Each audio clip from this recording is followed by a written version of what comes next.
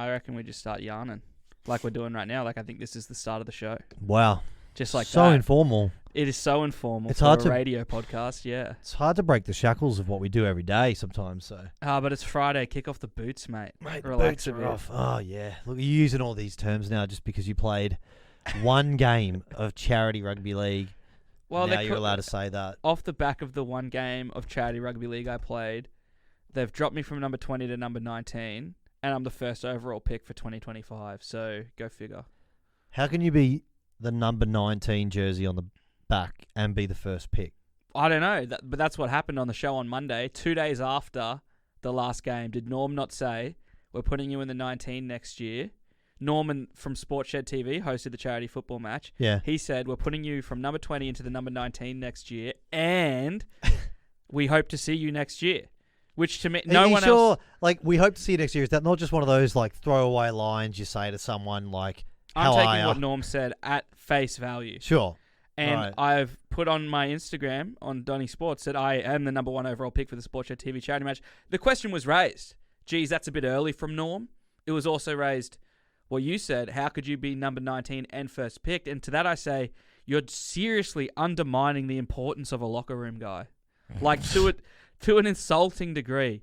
Well, Undermining what a locker room guy does for a team. You did share on the show this week that you didn't make a single tackle. Yep. And you didn't score a try. You didn't do a hit up. Did you get tackled? I couldn't have got tackled. I didn't have the ball.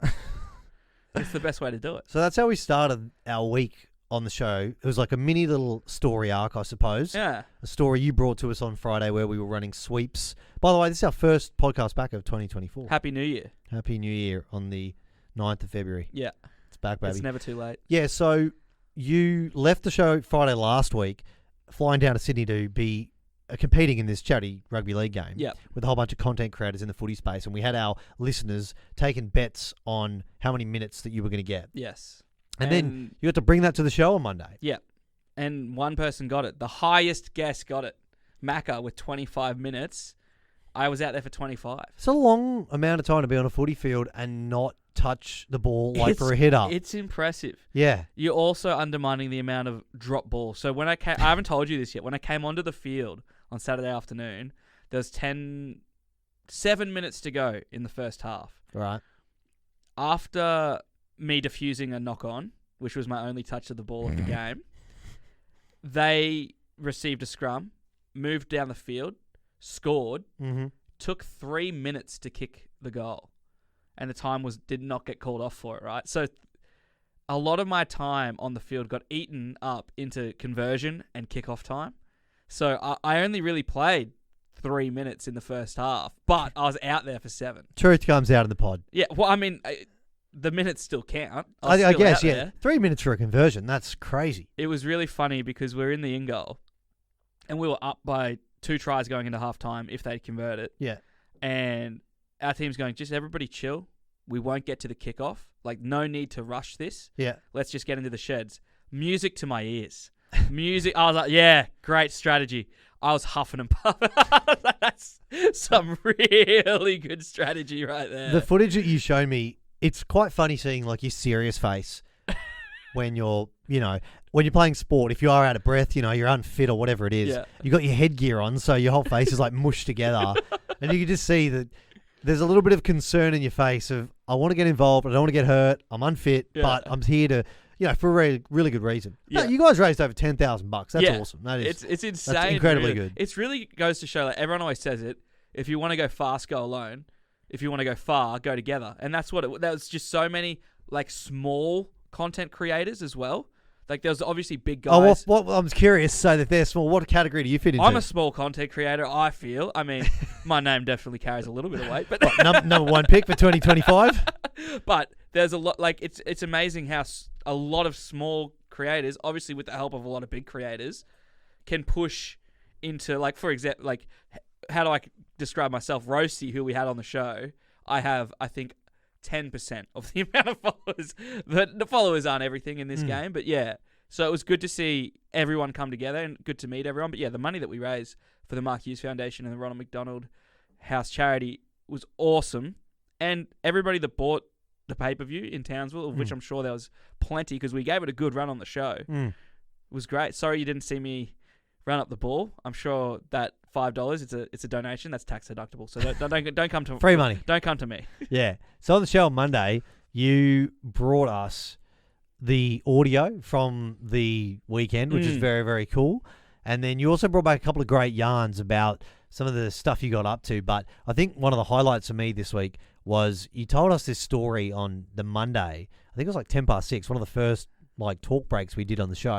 And you were talking about how you were trying to teach your mate a lesson on the weekend who forgot something. Yeah. And one of the other things he forgot was his headphones. So you put it in your pocket and then forgot to give it back to him. So you now still have it. Yeah. And then getting that person on the show on Tuesday, that was awesome. He thinks that I have posted them. Immediately after that call, he sent me his address. It is Friday now. I'm yet to go to the post office, but I'm going to get them to him. I know now for a fact that Roasty has never listened to our radio show because if he heard that you still haven't called Ergon Energy to get your electricity connected, his chance of you being proactive and posting and making a journey to a post office to get it, he's never seeing those headphones ever again. I've got things at the post office I need to pick up that I just haven't got around to getting there yet. What's stopping you? Sleep. Or I'm still new to this game. Yeah, right. Okay. It's my schedule is just so weird. Is this your way of saying, because you're going to say Happy New Year for as long as possible, is that your way of continuing to be able to say, I'm new? No. Oh, okay. But it is a way of me saying I don't have to be serious and get things done yet because the year just started. What's left at the post office? I've got some pictures for my apartment. So it's they are here in Townsville. I think they're here. It was hard. They got delivered when I was on holidays, so I'm pretty sure they're there. Nothing. I don't have a slip. I should go there so they don't return them to wherever they came from, which I'm sure is coming soon. Yeah. It's a tough thing, getting to the post office, leaving work at midday. Well, no, there's only like 5 more hours you could use to get there. This is the trick. At the post office in Townsville, it's the business post office, which is only it shuts and reopens at like 2:30. When does it shut? It shuts at like 9. So I think it goes 7 till 9, shuts, reopens at 2. Okay, that is inconvenient. So I'm like, it's just, it's on the other side of town. I definitely could have done it by now, but I just haven't yet. Maybe I'll do it when I drop off the headphones. Roasty, if you're listening, you're never getting them. They're gone. But it was really great bringing him on the show on Tuesday to reveal to him. He didn't even realize that they were gone yet. Yeah.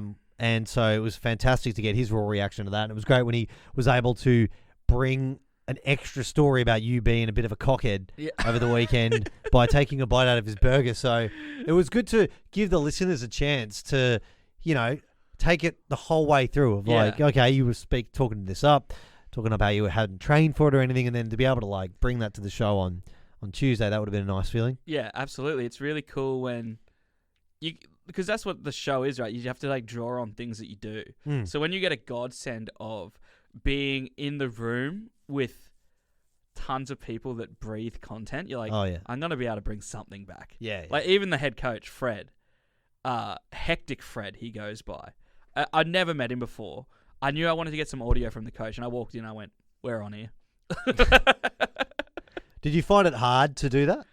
No. Because that's something big in radio. We love we call them vox pops, where you go out and you get your phone or, a microphone or whatever it is, and you do a bit of street talk, just get some opinions off people. Yeah. And sometimes it can be a little bit confronting, chucking a phone in people's faces, but you didn't find it that hard? Not in that. Normally I do, but in that environment, there's so much content that came out of that day that I was just another fly on the wall, really. And what was great about the way that we brought the Power 100 family into it was, I think there would have been people hopefully wanting to find out on Monday, because we made a big deal about it, how many minutes did you play? Because everybody's been in that situation of strapping on the boots for the first time in a long time.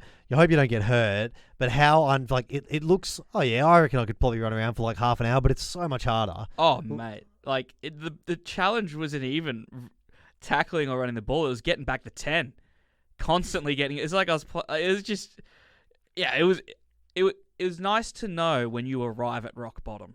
It's nice to know you're there. So you got there at 27? Like at my fitness level, it's nice to know, like out on that field at Lidcombe Oval, I was like, wow, I've hit it.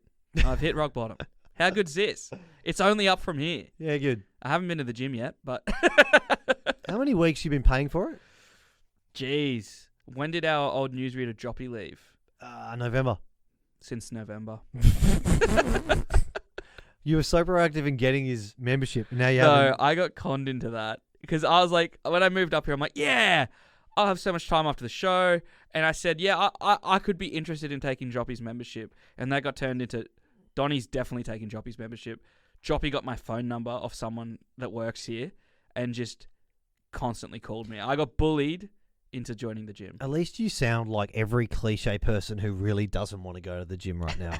Like, there's always got to be a reason why you're not there or why you signed up. Like me, I hate it. I went back for the first time this week. Yeah, you have not given me an endorsement that going to the gym is a good idea. I hated it, mate. I hate going to the gym. I've spoken about it 1,000 times on the show. I'm not cut out for it. My arms hurt. My whole body hurts. I was waking up like every 45 minutes last night because my brain kept reminding my body, hey, you're sore. You can't even lie on your back anymore. So even like just doing this right now, I'm like moving my arms up. It's sore. Oh, no. I know. That means my muscles are coming through. Isn't that what it means? Big shout out to Arch. You haven't even mentioned it on the show yet. Is it because you know people are going to call you and No, you? Actually not. Kind of maybe waiting for you to make a comment. Because you've been sore for like 3 days now and you haven't brought it up. I'll bring it up on Monday. Yeah. I'll find some hero music or whatever kind of song can really big up me being a legend. You know what really was a great juxtaposition for the charity football match? What's that? The fact that we had Matty Bowen on talking about the All-Stars game. Yes. Just such a gulf in quality and commitment. He would have been a bit surprised. We haven't spoken to Matt since the first show. Yeah. That was our big first show moment, I suppose, bro. Yeah, surprising you. You were blindfolded. He was like your hero growing up. And yeah, he's going to be coaching the All-Star game. It's very exciting that that's in Townsville. Awesome. So awesome. Because I knew it was up. It was up here in 2021, and then it went to Combank and Sydney, and then it went to Rotorua last year. So just luck, like by sheer luck, my first year up here, it's back. So excited! Got a bunch of mates coming up for it. It should be great. Hoping to have some of them on the show potentially. Really hoping. So they get in on the Thursday. We hopefully should have some of them in on the Friday. It's just getting them up. You reckon your friends are going to be interested in seeing the radio studio? I have. So they all really want to see it. And friend of the show, Gemma, of Donny's Toenails.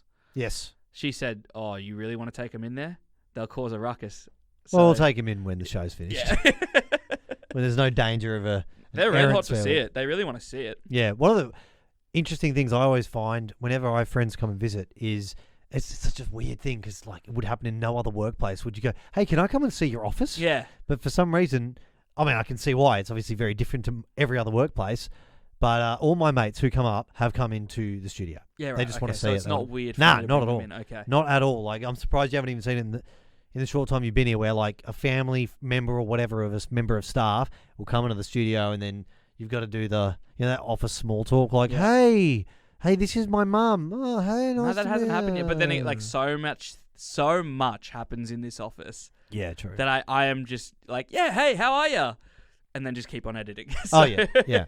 It's a bullpit out there. Yeah. Open plan. We've got clients and sales people and business owners coming through. But that's been something super interesting for me, is that sales guys go, oh, they really want to meet you. And you're like, do they? What's up? Are you sure? Like, yeah, they really want to meet you. They love the show. And you're like, okay. And then you meet people and they seem like, I don't know, if they're expecting you to say something funny or something, but they seem genuinely nice. I'm not saying that they're genuinely excited to meet us, but it's definitely interesting to be like wheeled out as like, and here's Archie and Donny, and you're like, hey. I think it's an old sales trick, my friend. Every single client I've ever met of any of our sales members, we're their favourite show. Just it's a crazy coincidence. But speaking of that, I don't know what day it was this week, but you and I went and got a coffee after the show. It was either on Tuesday or Wednesday. We went to Dose, which is just around the corner. And we had a really lovely interaction with this woman who listens to the show but had never met either of us before. Yeah. And we were just, in the coffee shop ordering. And then this woman just kind of leaned over and said, oh, my God, you guys are real people. I listen to you every single morning. How did that feel for you? It was awesome, dude. It's so great meeting people. It's happened a few times since I've been up here, but that was definitely the most excited. And you know what it was? I think, this job is so odd because you can be so hypercritical on yourself. And I think I was a bit in my head that morning. So it was so funny when we got down there, and she's like, "Oh, I love your show." I was like, "Okay, I'm not gonna retire then. That's awesome." You're already thinking of retirement. No, is that how much it's getting you down? The word would be quitting or running away. Right? Yeah. But no, it doesn't beat me up too much. But like directly after a show, you might be like, "Oh, I wish I did that differently or this differently." Oh, of course. And then so for someone to be like, "Oh, I loved the show," you're like, "Oh, yeah, great then." Yeah, no, we had some really good shows this week. But yeah, Matty Bowen was great when he came on to chat about the. That's the still big game. so wild to me. Like, yeah, I can't express enough. Like, I had posters of him on my wall growing up, and I'm pretty good with like a lot, like not too many like quote unquote famous people phase me. Yeah. But like, yeah, Matty Bowen's a pretty cool one. Very cool. It's a very unique opportunity right now with you having this guy who used to be probably your first childhood idol. Yeah. Or hero. I can't imagine what that must be like. I know my first ever sporting idol was Matty Burke, who used to be the fullback for the Wallabies. Mm-hmm. And I remember the first time I tried to chase him down for an interview, I like messaged him on Instagram, and he's, a bit older. He's old, Matt Burke. I'm sorry if you ever listen to this podcast, but certainly out of the Instagram bracket, I would say, he's pushing 50, and he replied immediately, which like blew my mind. I'm like, this guy, I used to pretend to be him in my garden. Yeah. And then I started texting him, and I could text him with 2 hours notice. Hey, big story in rugby this week. Reckon I could get a few words with you. I rang him in Japan when he was at the World Cup for Channel 10, and then I was just texting Matt Burke. And I'm like, wow, this guy was like my childhood hero. Yeah. And then it changed to more football stars. But yeah, it's very, I would be starstruck just like you are from time to time for sure. Well, they always say like, don't meet your heroes, yeah. Which is like great advice because I've been burnt before. Well, you met your hero with a bag over your head, so yeah. unique experience. Yeah, but with Matty, like he's genuinely he's always been. I've only met him twice, but he's been lovely both times. So fingers crossed. Hopefully, we get him on the show regularly this year. I'm really hoping so.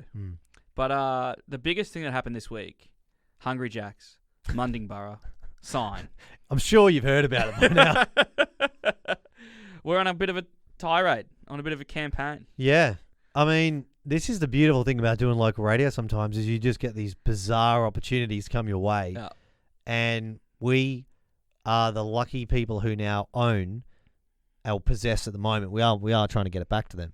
But we have all the pieces of, those huge signs that you drive past on like a main road so you can see the logo of Hungry Jack's, KFC, Macca's. It's like 30 feet in the sky, 9 or 10 meters in the sky. That blew away when we had the recent cyclone here in Tasman, which is the only reason we didn't do a podcast in our first week back. Yeah.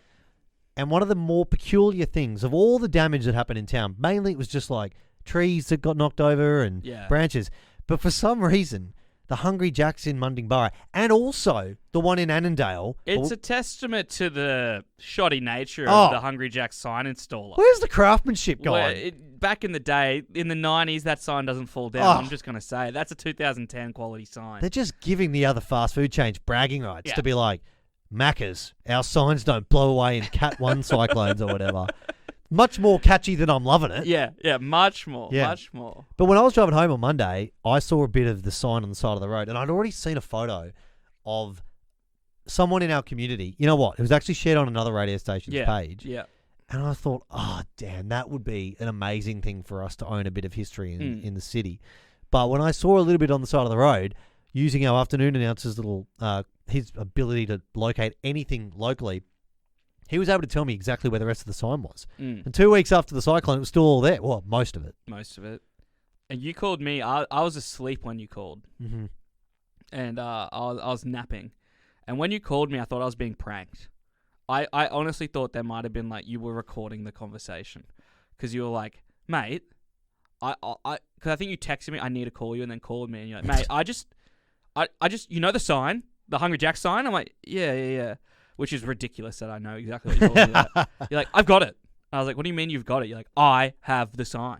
It's in the back of my car right now. I'm like, the whole sign? You're like, well, no, not the whole sign. But I know where the rest of it is. It was like a madman that had like one hunch or like a treasure map that he'd found somewhere. And then immediately our heads just started kicking like, well, we need the whole thing. Mm-hmm. Because it's really funny. We were like in a pretty hectic like show planning stage. We're at the start of the year. What fun things could we do? Yeah. Can't plan this. No, it just happens. It just happens. The fun stuff just happens. You know? And you got to take advantage when it does. And we still don't know exactly what we're going to use the sign for. No. But having it can't hurt. No. I thought. And so Geez, it was funny. We went out on Tuesday after the show. First, idiots. Drove out in your in your Jeep, and thought, it'll fit in the back of the Jeep. It's misleadingly big. I mean, when we think about it, it's got to be seen for like hundreds of meters away, so it's got to be large. Didn't fit in your Jeep, so we drove there, doesn't fit. Drive the Jeep back, get the bigger station car, which is like a transporter. Yeah.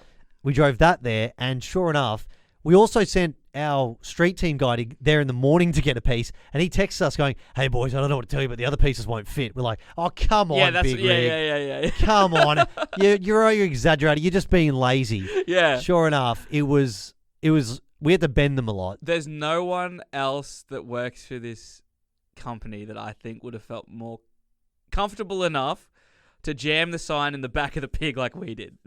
Yeah, I agree with that. Like, I don't think if we had sent anyone else out there, the way that we got this sign in the back of the van, like, I don't know if anyone else would have had the balls to get it in there the way we got it in there. It was a ram job. It was a tight fit. It was very tight. We tried to snap the pieces. We thought, we don't care. It's already broken. We can't break it more. Yeah. So we tried to. It's like really like what material is it? Is it fiberglass or flexi? Yeah. Oh, It's not Perspex, is it? I think it might be Perspex. Okay.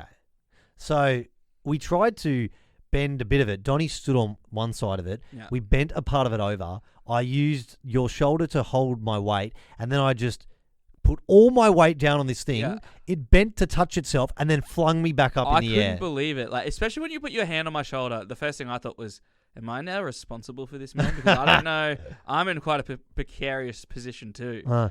And it literally flinged you up more than like, as a man who used to bounce in his past life. Oh, here we go. It looked like a trampoline style bounce. Wow. Like, it had enough bounce in it that it like you got airborne. Yeah. Legitimately airborne. So my 70 kilos can't snap it. You were up in the air long enough for me to go, oh no. Yeah, you were worried that I was going to hurt myself. Like, but I landed gracefully. You did. I cut my hand when you did it, but that's whatever. Oh, it's first I hear of this. It's a really little on my knuckle. When it snapped back up? Yeah, on my knuckle. Oh, shit. Yeah. Sorry, man. No, that's all right. Well, we managed to get 2 of the pieces into the van, but then the enormous bottom part of the sign, the Jacks part of Hungry Jacks, it was too big. Yeah. So we knew there was only one thing that we could do, which was let's go to air tomorrow and let's ask the listeners of Power 100 to bring.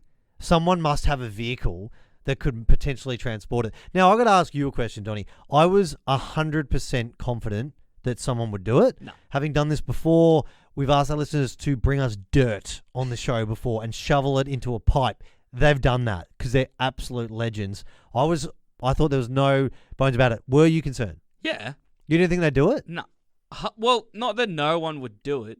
I'm sure with a bit of coercion, we could have like borrowed someone's ute or whatever. But it's the same as when the Matt Vella stuff happened last year with the cricket cards, and I said meet me here, and like 20 people did. It just shocks you, where especially how it happened during our Power Pig cross at 8:20 in the morning. We said no, 10 past 8. 10 past 8. Yeah. We said Riggy is at Balls Lane. Go there and help him get the sign. And by 8:30, the sign was on the back of someone's truck. Yeah. That doesn't make sense. I said that to my friends. They thought I was lying. Like, that, it doesn't make sense. Like, they're like, did you set that up? I said, no. And they were not alone. There was other cars there. There was people that missed out on picking up this sign. Yeah, who desperately wanted to help us. We even had phone calls coming into the station. Not just the studio, to the front office. Yeah. Like, people were desperate to let us know they were willing to help. And it's so ridiculous. There's a broken bit of the Hungry Jack sign that is too big for most people to transport, and we'll give you a couple burgers if you do it. And people playing hooky from work to help. One of the best things was when we put the photo up with the 2 listeners who brought us the sign. I think it was one of their, either the sibling or the daughter goes, "Hey, Mum, Justin and Ryan, they should have been at work this morning. Look what they were doing." And I loved the mum replied, "Yeah, I bet they come home saying they're hungry as well." Yeah. So we now have a complete Hungry Jack sign, albeit without the C. The big C is lost somewhere at Balls Lane. Yeah, well, it's got to be Which is now somewhere. one of my favourite things to say. Yeah. That the big C is somewhere at Balls Lane. So we do need that back. If you're listening to this and you have it, we'll pay good money. But it's we've got a plan with how we're going to use it. We can't reveal it on this pod, But by the time we record the next one, all will be revealed. But there is some... it's been really fun for me watching you see how this is going to snowball. Because we want to haggle, basically, with Hungry Jacks to give this back to them in exchange for something else. And it's already getting quite a lot of traction online. A lot of people who have seen the video, an amazing video that you made, mate.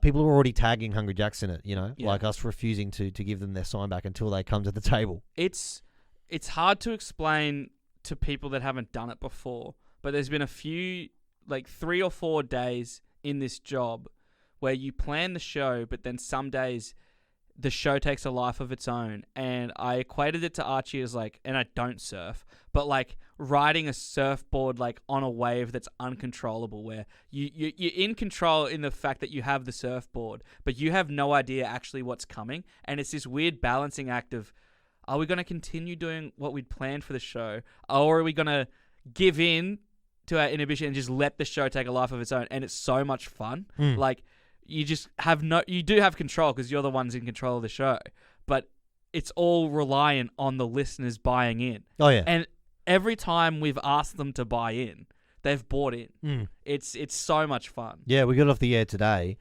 and we were asking people, what do you think we should do with the sign? And at 5:30 in the morning, we had people ringing up to give their own first suggestions. Yeah. Well, they started with, I think it was it David in Aikenvale was suggesting we need to get 5 Hungry Jacks together, as in 5 blokes called Jack together. And starve them. And starve them so that we know they're hungry. And then he goes, I'm just spitballing. But it's just the start of an idea. To what end? He didn't have that part of the story. No. Had the concept, doesn't have the... But why would Hungry Jacks get their sign back for that? But that's okay. That's why we asked the questions. We had kids calling the show today. We had some very interesting... things go through, but we've got a very outrageous plan for the sign that we're going to bring to the show on Monday, and our listeners will be able to hear over the weekend some commercial airtime of teasing what is to come. Yeah, it's exciting stuff. This time next week, I feel like we'll have a lot more to say on the pod about the Mundingburra Hungry Jack sign. And if you haven't gone and seen the video yet, please go check it out on all of our socials and also tag Hungry Jacks in it. Yeah. Surely they've got to come to the table. Oh, could you imagine? I think I joked with the sales team yesterday because they were like, what's the angle here? I'm like, I'm not going to stop until they pay us to stop talking about them. The sales guys would have hated that, mate. But yeah, we're hoping that we will hear back from Hungry Jacks. To be fair, they're probably just waiting to find out what are the terms of the trade-off. Yeah. Which we will have on Monday, all will be revealed. Yeah, we will. And yeah, Monday's show will be very, very fun. Can't wait, man. Good to be back on the pod. Absolutely. Is that us? I think so. Well, we'll see you all next week.